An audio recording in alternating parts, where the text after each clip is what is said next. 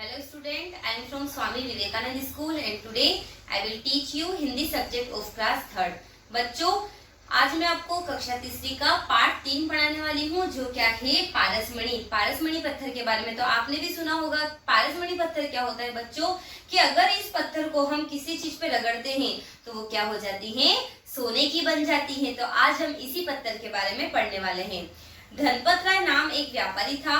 उसे अपने पूर्वजों की बहुत सारी धन दौलत मिली थी, जिसके कारण उसकी गिनती शहर के बड़े बड़े सेठों में होती थी।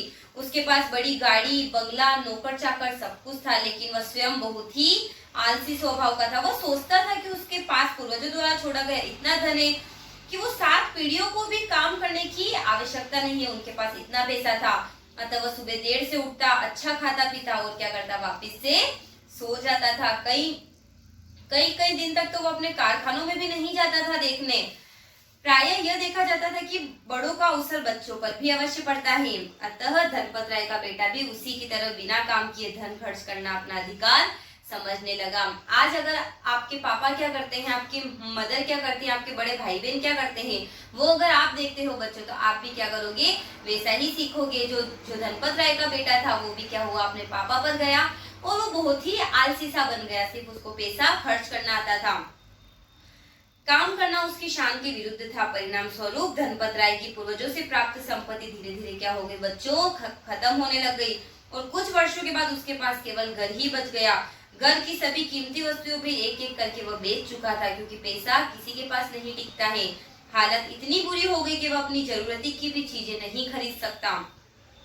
एक दिन क्या होता है बच्चों, एक साधु आए उनके घर पर। तो धनपत राय ने साधु की बहुत सेवा की, क्योंकि वह जानता था कि यदि साधु उसकी सेवा से प्रसन्न हो गए तो उसे मनचाहा वरदान देंगे। जैसा उसने सोचा था वैसा ही हुआ। साधु उसकी सेवा से बहुत खुश हुए और बोले, वत्स, हम तुम्हारी सेवा से बहुत खुश हुए, मांग लो जो तुम चाहते हो।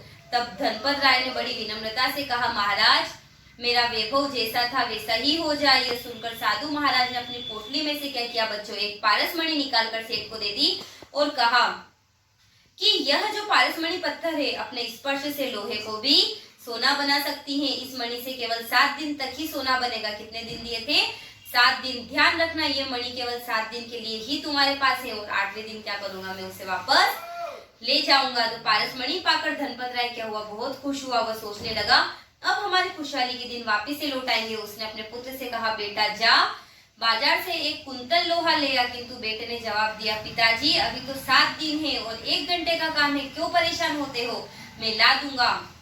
आलस ने अब भी उनका पीछा नहीं छोड़ा। इस प्रकार 5-6 दिन बीत गए। 7वें दिन जब धनपत राय बाजार गया, तब लोहे का भाव इतना बढ़ गया कि धनपत राय के पास बच्चों लोहा खरीदने के लिए भी पैसे नहीं बचे। अतः न लोहा आया और न ही सोना बना। 8वें दिन साधु महाराज आ गए और धनपत राय ने अपनी पारसमणि वापस लौटाने लगे।